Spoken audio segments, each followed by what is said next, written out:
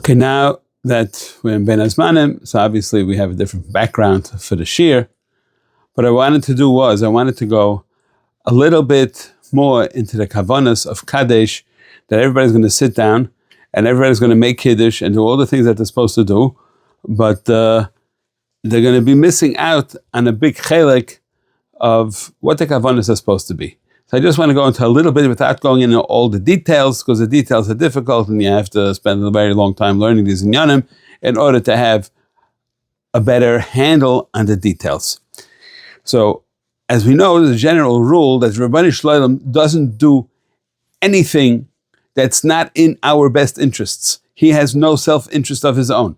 Everything that is done is being done for our best interests, including creating the world and including everything else that goes along with the world. When we were coming out of Mitzrayim, so we were in the lowest madrega possible. We were on 49 Shari Tumah. And when a person is in such a low place, it's very, very easy for the chitzainim, for the outside influences to attach themselves to him, because he does not have a good mechanism. Similar to a baby. When a baby is born, so he doesn't really have a defense mechanism. If somebody's going to come over and give the baby, a smack or patch, so the baby has no he's not going to put up his arms to defend himself. He's not going to do anything. He doesn't know. When we came out of Mitzrayim, we were in that same matzav. We didn't know anything. If anybody would have come to attack us, they would have been successful. Obviously, we're talking more on a ruchnius digga basis. So any outside influences that would come to us when we're in such a low place, we'll be able to have a big impression. Rabbani Shloim did not want that to happen to us. Now, we know when a baby is born, so there's different stages, like there's a Mishnah that says different stages of a person when they're born. First one is a person's born, so until he's 2 years old, he's nursing from his mother. When he's 5 years old, so then he starts learning Mishnayos, Chumash, and then when he's 10, he starts learning Mishnayos, and then by his Bar Mitzvah, then he gets what we call Meichen de Gadlus. The first thing is called Meichen de Katnus, because he's a little baby, and that's considered Midas Hadin, and the next level is Meichen de Gadlus, which is Midas HaChesed, and then that was what we called, the first one was called Katnus Rishon, that's from 0 to 13, then day 13, when he gets his new, so to speak, brains, that's a position of its own. That's called Gadlus Rishon. Then there's the next stage, which is Katnus Sheni, which is going from age 13 till age 20. At age 20, he's a Bar Einshin. He's allowed to do business for his father. He's allowed to, in halacha is brought down, he's allowed to do nichsei avaim. He's allowed to be metapel with it. And then the Gadlus Sheni is when a person reaches the madrega of 20 plus. And then you go through life, then it says, Ben Shleishim L'Gvura, Ben Abarim L'Bina, Ben Chamishim, and Shishim, until Ben Meah, then is Over Min Ha'olam. Of course, it doesn't mean that he's over a bottle. Nobody's over a bottle. Means Over Min Ha'olam means he's on such a high madrega that he's ready to go up to the next world. Because somebody is zeicher to live to that B'china, he obviously had many schusim. But without going into that detail, when we sit down for Kaddish on Pesach night, so there are 4 stages that we're going through. The first one, like I mentioned, is Katnus Rishon, which is from 0 to 13. Then is Gadlus, which is going to be what we call Knisas Meichen, when a person gets his brains. The second stage is going to be from 13 till 20, and the last one will be from 20 plus. So there's 4 stages, and it's called Katnus Rishon, Gadlus Rishon, Katnus Sheni, Gadlus Sheni. Now, every single one of these pchinas has a different name of Hashem that corresponds to it.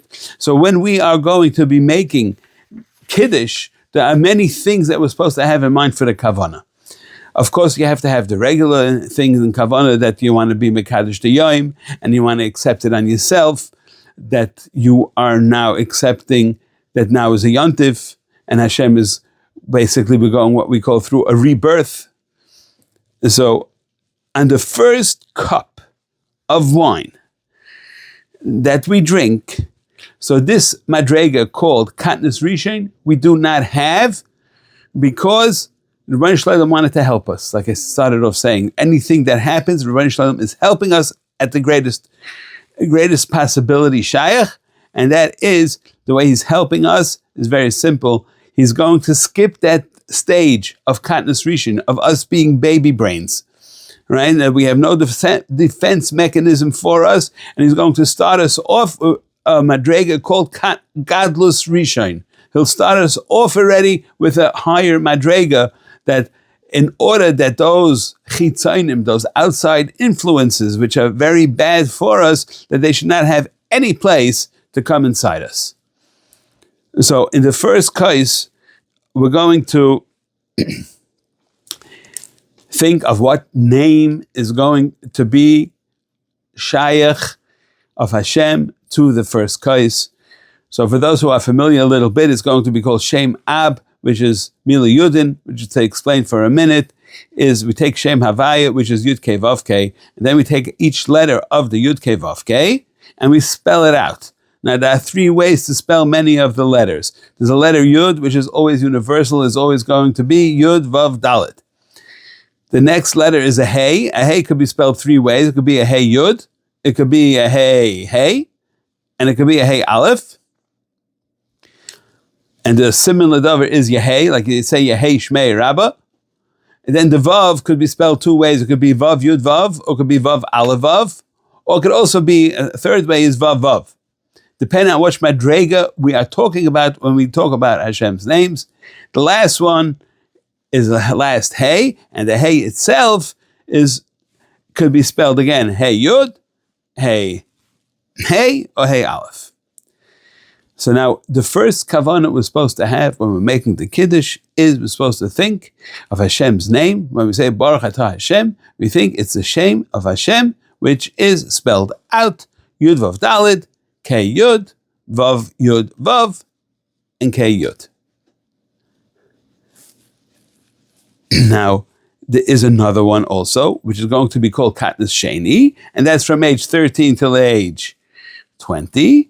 And since it's called Katnos, and Katnos is considered Midas Hadin, and Midas Hadin is typically Shem Elokim, and not Shem Havaya, so therefore we're going to spell it, not Aleph, Lamed, K, Yud, Mem, but we're going to spell it differently. We're going to do what we call Tumuras HaOisius. We're going to change around the Oisius. In other words, the Aleph, and we're going to move every Ois up one madrega. In other words, closer to the beginning. So if you're starting with an Aleph, there's no place to go. Aleph stays Aleph.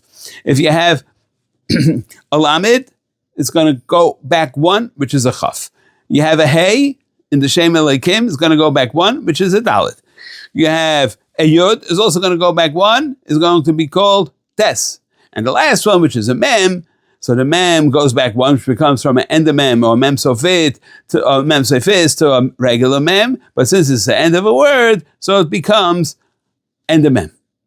So that is called Shem Achadet. And the Chaf, Dalet, Tes, those are the three Isis in the middle, which got changed from Lamed, Hey, Yud. Those are equaling Lamed Gimel, 33. And the 33, which you'll see later on, and we'll talk about it by Lag BaOmer, because that's what we call a sweetening of the din, as Hamtakas Adin. And that's why when we come to the other the next shame to be mechaven to, in the Shemas, when we're saying Kiddush, is what we're calling Katnas Sheni, and Katnas Sheni is on a level of Elikim, but it's a Elikim that is sweetened, and that is called Shem Acharet. And then there's a third one, which is going to be Gadlus Sheni, and Gadlus Sheni is going to be, since it's Gadlus, so it's going to be considered Midas Harachamim. So the Midas Harachamim is going to be called Shem Havaya, and it's going to be spelled out the same way as the first time, which was Yud Kei Vav Kei, with the Yud Vav Daled being the first letter, the Kei Yud being the second letter, and the third one is Vav Yud Vav, and the last one again is Kei Yud. Now, since we did not mention the first Madrega of Katnos, we said because Klal Yisrael was in a very, very low madrega, so therefore it did not come in until by the karpas. So karpas also, now just so you understand that there are 4 kaises, and every kais has its own madrega and every shem. So we're not going through every single madrega now.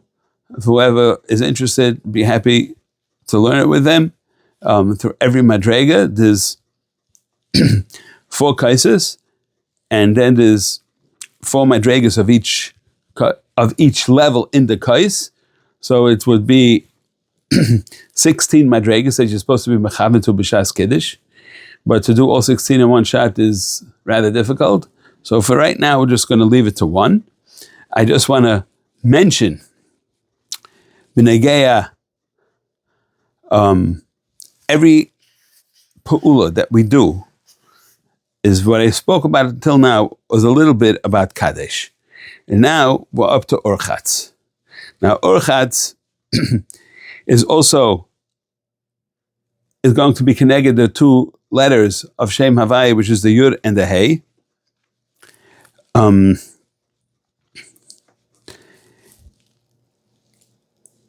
what's going to happen is, how do you spell the letter Yud? Yud Vav Dalet. What's the gematria of the letter Yud? 20. So what we do is, since the first 2 ices are in ורחץ, Yud and a K, and we have the Yud itself spelled out the way it's supposed to be. So the way it works is that you're going to now spell out the Yud and the Hey times 20.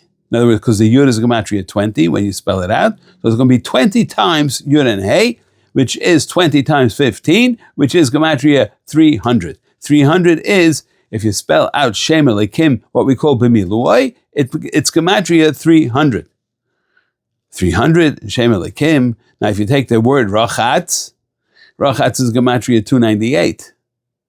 298, now you add in the 2 letters of Shem Havaya, the Yud and the Dalet, and then it also equals to 300.